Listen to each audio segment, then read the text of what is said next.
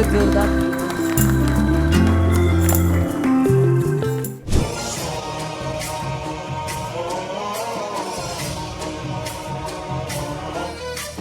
गणनायकाय गणदैवताय गणाध्यक्षाय धीमहि गुणशरीराय गुणमण्डिताय गुणेशानाय धीमहि गुणातीताय गुणाधीशाय गुणप्रवृत्ताय धीमहि एकदन्ताय वक्रतुण्डाय गौरीतनयाय धीमहि गजेशानाय भालचन्द्राय श्रीगणेशाय धीमहि सकम पम गम पनि सानि सानि द पम प गम गर सा गम गर सा गम गर सा. जय देवी जय शारदाम्बे. जय देवी जय शारदाम्बे. जय देवी जय शारदाम्बे. जय देवी जय शारदाम्बे. जय शारदाम्बे. जय शारदाम्बे. आणि आता आजच्या मुख्य कार्यक्रमाविषयी मी थोडक्यात माहिती देते. FPJ eco Ganesha BMC award हे यंदाचं 4थं वर्ष. यापूर्वी FPJ eco Ganesha Mumbai mayor awards या नावानं हे अवॉर्ड सुरू होते. आणि मुख्य म्हणजे संपूर्ण महाराष्ट्रातून उत्तम असा प्रतिसाद या स्पर्धेला मिळाला. आणि आता आपल्या FPJबद्दल 1928 पासून FPJ हा वृत्तसमूह आपल्या सेवेत सुरू आहे. सर्वात जुना, जाणता आणि विश्वासार्ह इंग्लिश न्यूजपेपर म्हणून आपण FPJकडे पाहता. या वृत्तसमूहात अनेक दिग्गजांनी लिखाण केलं आहे. बाळासाहेब ठाकरे, RK लक्ष्मण, रजत शर्मा यांसारखे अनेक दिग्गज FPJमध्ये कार्यरत होते हे सांगायला मला नक्कीच अभिमान वाटतो. कोविडच्या काळात देखील सर्वसामान्य जनतेपर्यंत प्रत्येक बातमी पोचावी यासाठी व्हॉट्सअप सबस्क्रिप्शन आपण मोफत सुरू केलं. ते आज देखील मोफत सुरू आहे. आणि मला सांगायला अतिशय आनंद वाटतो की तब्बल 1.5 लाख वाचक याचा लाभ घेत आहेत. FPJ इको गणेशा BMC अवॉर्डसोबतच अनेक उपक्रम FPJ मार्फत तुमच्या भेटीस येत असतात. जसं की angels of Mumbai, best annual reports, school surveys, free press for better Mumbai यांसारखे अनेक उपक्रम आपण राबवत असतो. फ्री प्रेस जर्नलच्या वेबसाईटवर सुद्धा ह्या उपक्रमांची माहिती तुम्हाला मिळू शकते. आता मी विनंती करते राजू मिश्रा सरांना, तुम्ही ज्युरी होता त्यामुळे आधी तुम्ही या स्पर्धेविषयी थोडक्यात आम्हाला सांगा आणि कसा होता एकंदर प्रतिसाद हे सगळं आम्हाला शेअर करा. या स्पर्धाला एक वेगळी गती आहे आणि खूप चांगला प्रतिसाद मिळत आहे. दरवर्षी आम्ही 4 वर्ष प्रयत्न करत आहोत की कसा याचा दर्जा वाढवावा. इको गणेश स्पर्धामध्ये फक्त सुंदर सुशोभीकरणच्या ऐवजी आम्ही पर्यावरणाच्या दृष्टिकोनातून काय करता येईल, काय नवीन घडवता येईल तेही बघतो. और इसका दर्जा बढ़ता ही जा रहा है. हम चाहते हैं कि इसका दर्जा बढ़ता रहे. ये मुंबई शहर के लिए अच्छा है, मुंबई म्युनिसिपल कॉर्पोरेशन के लिए अच्छा है. नमस्कार. इथे माझ्या समोर बसलेले तुम्ही सगळे मित्र मैत्रिणी आणि पार्टिसिपंट्स या इको फ्रेंडली गणेशोत्सवातले मंडळं जी काही आहेत ती, आणि माझ्याबरोबर इथे स्टेजवर बसलेले सगळे मान्यवर, मी म्हणणार मान्यवर तर आहेतच, परंतु हे सगळे मित्र आहेत. फ्री प्रेस कोणाला माहीत नाही आहे, नवशक्ती कोणाला माहिती नाही आहे. म्हणजे आम्ही लहान असल्यापासनं माहीत असलेले हे दोन्ही पेपर्स आहेत आणि ते इतके वर्ष चालवत आहेत, तर इट इज फॅन्टॅस्टिक. मी खरोखर विनंती करीन या माध्यमातून, कारण हा फ्री प्रेसचा शो आहे, रादर कार्यक्रम आहे, की सगळ्यांनी ह्याची दक्षता घ्यावी. ज्या बाप्पाला मुलासारखं आपण घरी आणतो त्याला त्याच पद्धतीने इथून विसर्जित करावं आणि इको फ्रेंडली गणपती हे सगळीकडे वापरावेत. आणि wishing you all the best. आणि हा असा कार्यक्रम दरवेळेला व्हावा. फ्री प्रेसचं मी खरोखर अभिनंदन करतो की कीप दिस अप. आमचा कुठेही जर सहभाग लागला तर please call us, we are free for that. Thank you sir. Better Mumbai असो किंवा एंजल्स ऑफ मुंबई असो किंवा इकोसिस्टीमला सांभाळणारं किंवा त्याचा विचार करून गणेश उत्सवाचा जो हे जे अवॉर्ड सेरेमनी आहे किंवा अवॉर्ड जे कॉन्टेस्ट घेतलेलं आहे हे असो, या सगळ्या वेगवेगळ्या थरावरती आणि वेगवेगळ्या लेवलवरती यांचं कंटिन्युअस काम चालू आहे. त्याच्यासाठी मी खरंच तुमचं खूप खूप अभिनंदन करते आणि खूप खूप शुभेच्छा देते. पुढच्या बेस्ट विशेस तुम्हाला की असंच छान छान काम करत राहा. आणि सोपी गोष्ट नाही आहे एखादं न्यूजपेपर एवढी वर्ष चालू ठेवणं. It is very very difficult.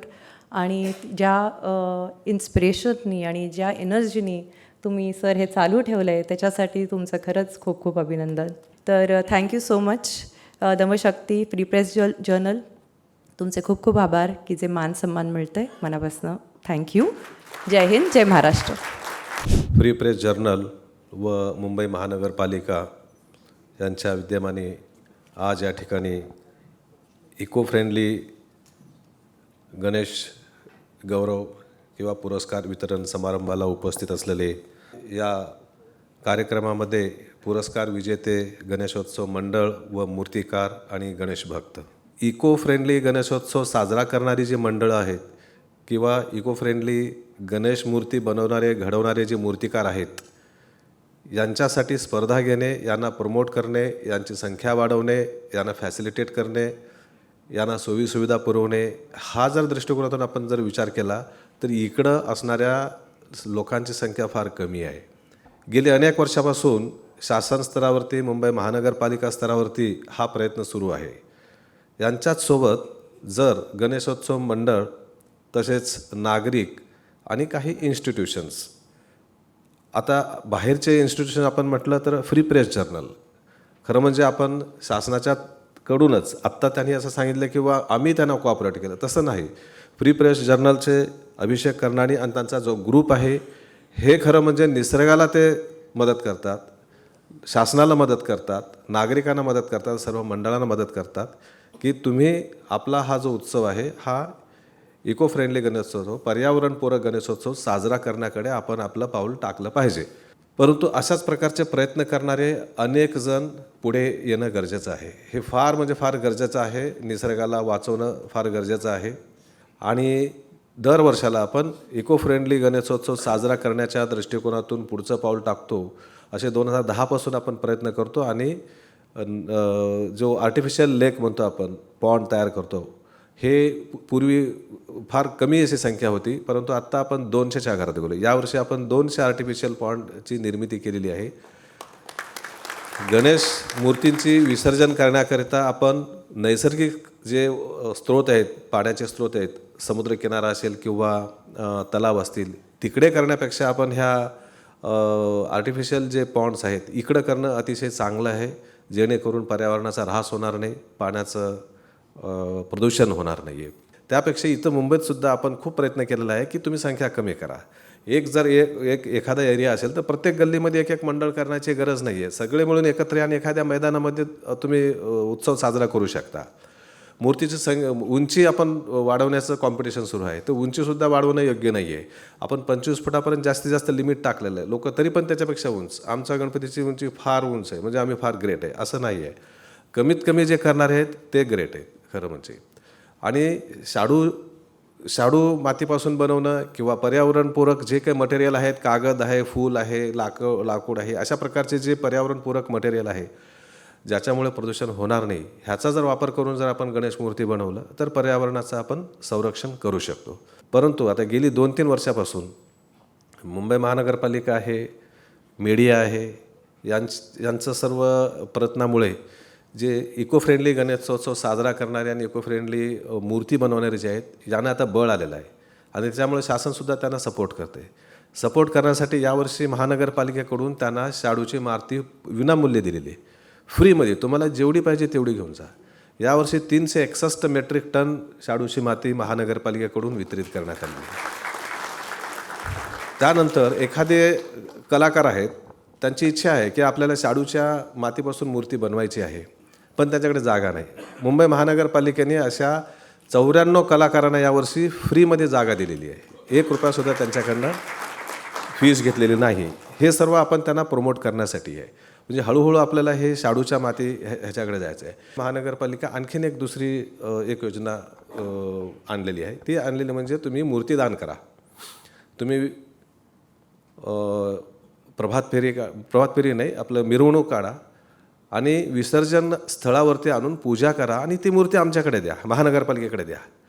आम्ही ह्या मूर्त्या जपून ठेवतो आणि आपल्याकडे जो आदिवासी भाग आहे, वाडा मोखाडा जव्हार इकडे तिकडे, त्या लोकांना आम्ही नेऊन देतो. म्हणजे ते वर्षभर एवढी सुबक आणि सुंदर चांगली मूर्ती घरामध्ये ठेवतात आणि त्याची पूजापाठ करू शकतात. विनाकारण वेस्ट का करायचं अशा प्रकारचं. ही सुद्धा आम्ही योजना चालू केलेली आहे. मूर्ती संकलन केंद्र म्हणून सुद्धा आम्ही चालू केलं आहे.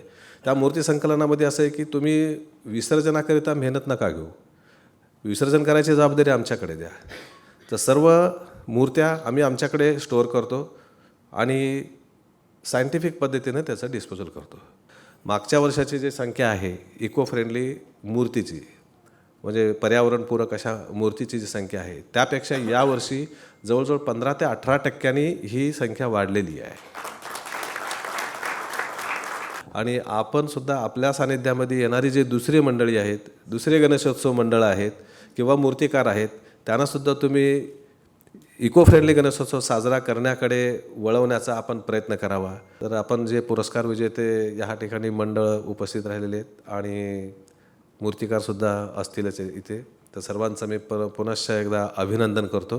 आणि आता अर्थातच पुढच्या ज्याची आपण वाट बघतोय, तुम्ही सगळेच वाट बघतायत, प्रदीप भालचंद्र पेडणेकर, घाटकोपर ईस्ट.